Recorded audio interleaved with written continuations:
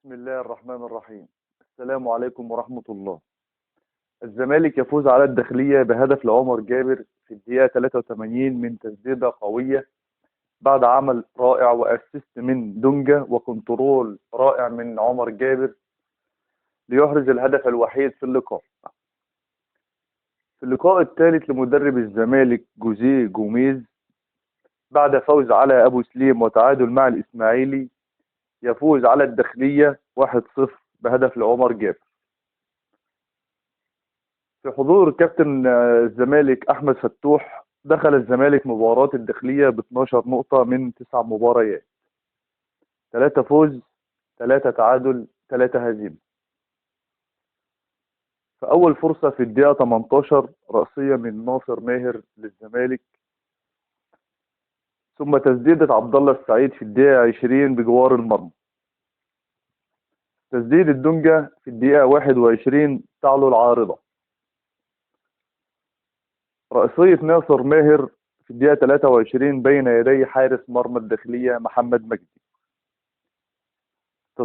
تسديدة خطيرة للداخلية في الدقيقة 39 في أول هجمة لحسونة بين يدي محمد صبحي. في الدقيقة 44 تسديدة من رأسية حسام عبد المجيد، ثم تسديدة من دونجا ليتصدى لها حارس مرمى الداخلية.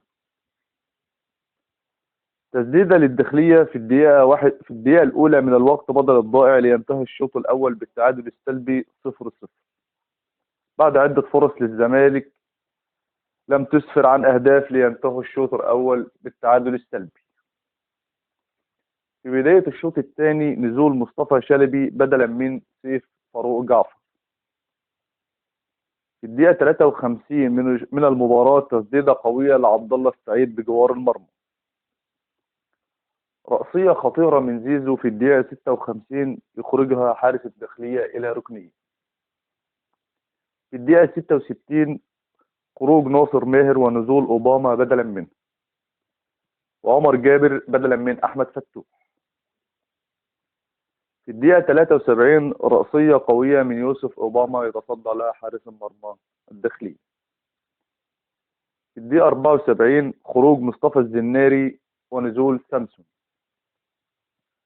تسديدة قوية من زيزو في الدقيقة 79 بجوار القائل الأيمن لحارس مرمى الداخلي. تسديدة مصطفى شلبي في الدقيقة 81 بين يدي حارس المرمى. شهدت الدقيقة 83 تسديدة صاروخية من عمر جابر بعد أسيست رائع من دونجا لتسكن شباك حارس مرمى الداخلية محمد مجدي بعد أن أدى مباراة رائعة، لتنتهي المباراة بهذا الهدف ليرتفع رصيد الزمالك إلى 15 نقطة من 10 مباريات.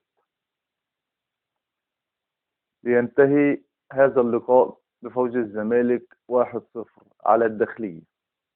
مبروك لنادي الزمالك ومبروك لجمهوره العظيم. الخبر الأخير معانا النهاردة هو سداد غرامة الكهرباء بالفوائد بما يعادلها من الجنيه المصري وانتعاش خزينة نادي الزمالك. شكرا لكم على المشاهدة. صلوا على أفضل الخلق سيدنا محمد صلى الله عليه وسلم. والسلام عليكم ورحمة الله وبركاته.